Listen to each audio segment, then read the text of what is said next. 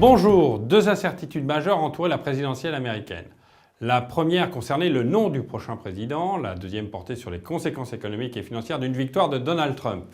Seule la première incertitude a été levée. Lever la seconde incertitude prendra plusieurs mois. Le nouveau président américain ne prononce ses fonctions qu'en janvier 2017, avec un congrès certes républicain, mais méfiant à l'égard de la personnalité du nouveau président. Mais malgré les incertitudes, un scénario crédible peut être proposé, sur la base des éléments suivants. Le contexte économique mondial actuellement porteur et la perspective d'une relance budgétaire l'année prochaine aux États-Unis compensent selon nous les aspects potentiellement plus négatifs de l'élection américaine, comme le risque protectionniste. Nous sommes par ailleurs confortés par la bonne résistance qu'ont montré la croissance économique et les bourses européennes au choc politique précédent, le vote du Brexit. Nous ne modifions donc pas notre taux d'exposition aux actions à 80% dans Dorval Conviction.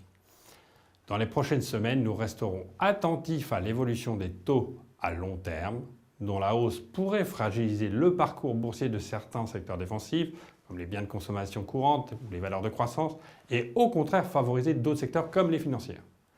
Certains secteurs spécifiques comme l'acier et l'automobile pourraient par ailleurs souffrir des mesures commerciales ciblées que pourrait prendre l'administration Trump en début d'année prochaine.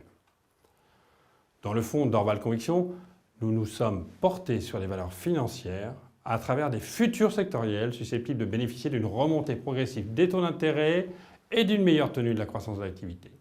Nous nous sommes renforcés sur les secteurs de la construction qui semblent très en retard par des achats de bruit. A l'inverse, nous avons réduit nos positions dans le secteur automobile en cédant prioritairement les constructeurs automobiles comme Daimler et Peugeot. Enfin, des prises de bénéfices ont été réalisées sur Tarkett et Ackerman après leur parcours récent. Merci, à bientôt et rendez-vous le mois prochain pour un nouveau point.